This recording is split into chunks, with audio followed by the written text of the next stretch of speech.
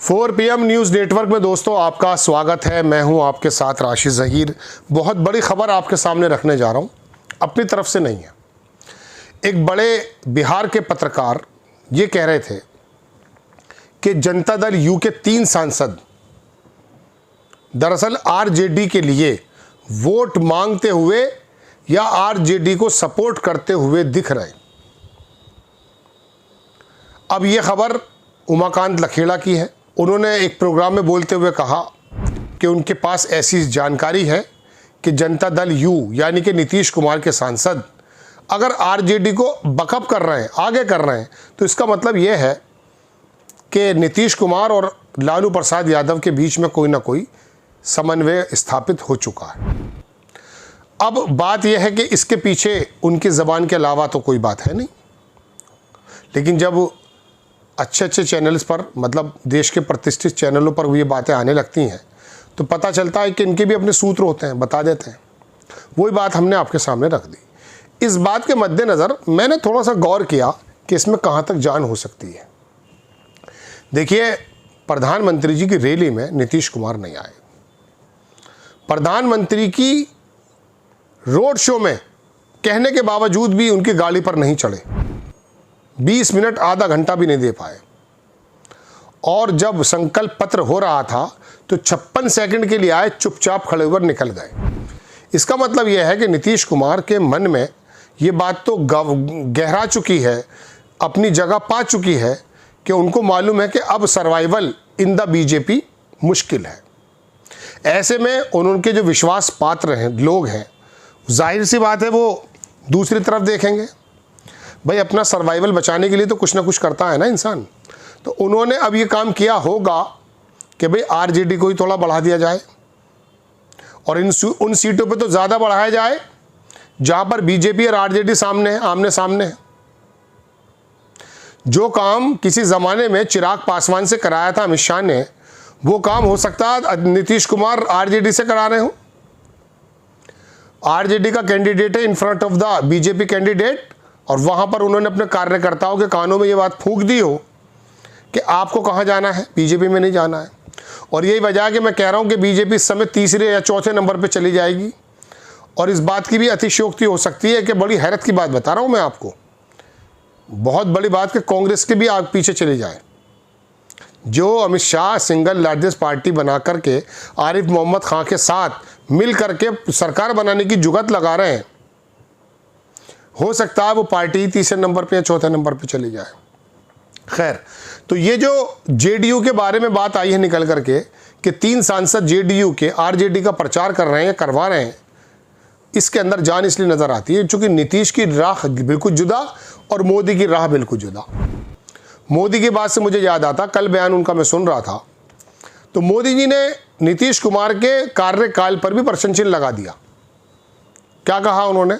उन्होंने कहा कि दरअसल वो जो जंगल राज था जो लालू प्रसाद यादव की सरकार में था, वो बीच में फिर आ गया था जब कुछ महीनों के लिए तेजस्वी यादव और ये बाकी जो लोग हैं नीतीश कुमार के साथ चले गए थे, फिर जंगल राज आ गया था, जबकि चीफ मिनिस्टर नीतीश कुमार थे।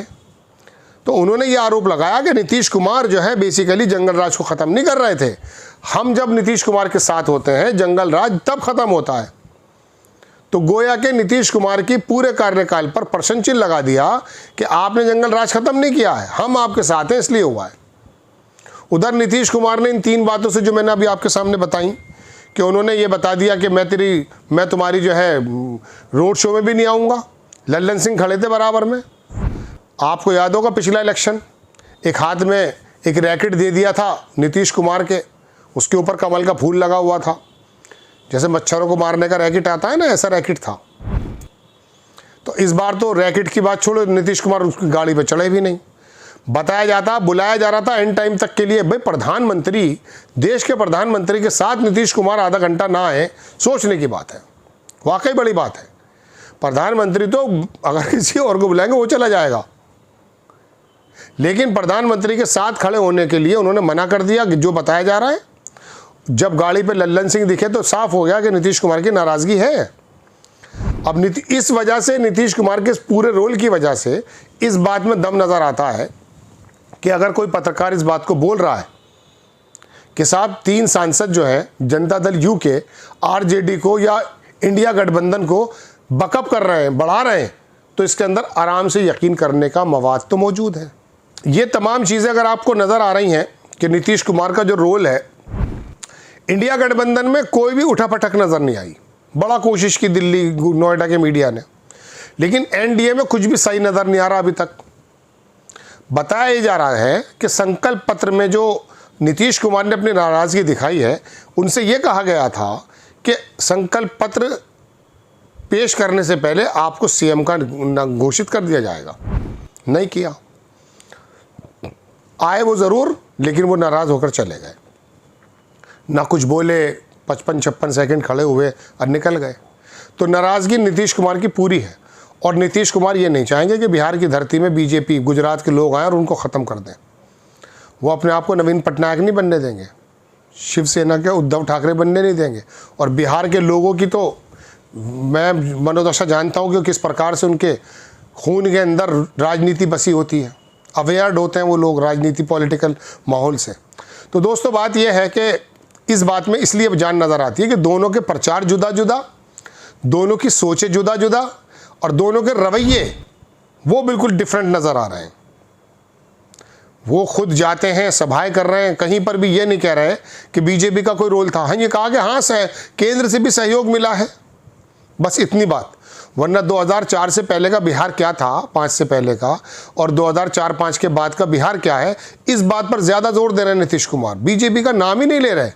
मोदी जी का भी इसलिए नाम लिया कि हाँ उनका सहयोग मिला है, बस बाकी काम गोया के उन्होंने किया।